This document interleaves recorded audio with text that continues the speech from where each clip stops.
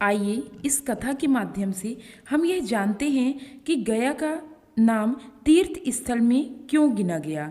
गया में पिंडदान करने का महत्व। गया तीर्थ की कथा ब्रह्मा जी जब सृष्टि की रचना कर रहे थे उस दौरान उनसे असुर कुल में गया नामक असुर की रचना हो गई। गया असुरों के संतान रूप में पैदा नहीं हुआ था, इसलिए उसमें असुरी प्रवृत्ति नहीं थी। वह देवताओं का सम्मान और आराधना करता था। उसके मन में एक खटका था। वह सोचा करता था कि भले ही वह संत प्रवृत्ति का है, लेकिन असुर कुल में पैदा होने के कारण उसे कभी सम्मान नहीं मिलेगा। इसलिए क्यों ना अच्छे कर्म से इतना पुण्य अर्जित किया जाए ताकि उसे स्वर्ग मिले।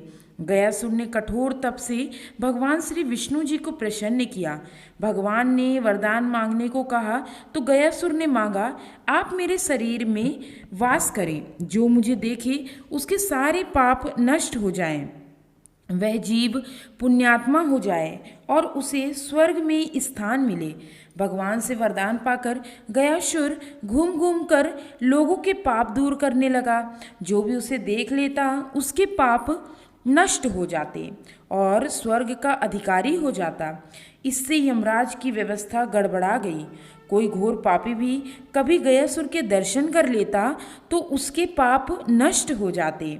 यमराज उसे नरक भेजने की तैयारी करते तो वह गयासुर के दर्शन के प्रभाव से स्वर्ग मांगने लगता। यमराज के हिसाब रखने में संकट हो गया था। यमराज ने ब्रह्मा जी से कहा कि अगर गयासुर को न रोका गया तो आपका वह विधान समाप्त हो जाएगा जिसमें आपने सभी को उसके कर्म के अनुसार फल भोगने की व्यवस्था दी है। पापी भी गयासुर के प्रभाव से स्वर्ग भोगेंगे। ब्रह्मा जी ने उपाय निकाला। उन्होंने गयासुर से कहा कि तुम्हारा शरीर सबसे ज़्यादा पवित्र है, इसलिए तुम्हारी पीठ पर बैठकर मैं सभी देवताओं के साथ यज्ञ करवाऊंगा। उसकी पीठ पर यज्ञ होगा। यह सुनकर गया सहर्ष तैयार हो गया। ब्रह्मा जी सभी देवताओं के साथ पत्थर से गया को दबाकर बैठ गए। इतने भार के बावजूद भी वह अचल नहीं हुआ। वह घूमने फिरने में फिर भी समर्थ था। देवताओं को चिंता हुई। उन्होंने आपस में सलाह की कि इसे श्री विष्णु ने वरदान दिया है, इसलिए अगर स्वयं श्री हरि भी देवताओं के साथ बैठ जाएं तो गयासुर अचल हो जाएगा। श्री हरि भी उसके शरीर पर आ बैठे। श्री विष्णु जी को भी सभी देवताओं के साथ अपने शरीर पर बैठा देखकर गयासुर ने कहा, आप सब और मेरे आराध्य श्री हरि की मर्यादा के लिए अब मैं अचल हो रहा हूँ। घूम घूम कर लोगों के पाप हरने का कार्य बंद कर दूंगा, लेकिन मुझे चूंकि श्री हरि का आशीर्वाद है इसलिए वह व्यर्थ नहीं जा सकता। इसलिए श्री हरि आप मुझे पत्थर की शिला बना दें और यहीं स्थापित कर दें। श्री हरि उसकी इस भावना से बड़े खुश हुए। उन्होंने कहा, गया अगर तुम्हारी कोई और इच्छा हो तो मुझसे वरदान के रूप में मांग लो। गया ने कहा, हे नारायण, मेरी इच्छा है कि आप सभी देवताओं के साथ अप्रत्यक्ष रूप से इसी शिला पर विराजमान रहें और यह स्थान मृत्यु के बाद किए जाने वाले धार्मिक अनुष्ठानों के लिए तीर्थ स्थल बन जाए। श्री विष्णु ने कहा, गया तुम धन्य हो। तुमने लोगों के जीवित अवस्था में भी कल्याण का वरदान मांगा और मृत्यु के बाद भी मृत आत्माओं के कल्याण के लिए वरदान मांग रहे हो। तुम्हारी इस कल्याणकारी भावना से हम सब बंध गए हैं।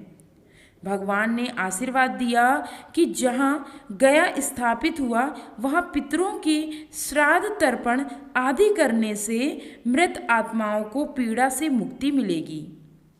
क्षेत्र का नाम गयासुर के अर्धभाग गया नाम से तीर्थ रूप में विख्यात होगा। मैं स्वयं यहाँ विराजमान रहूँगा।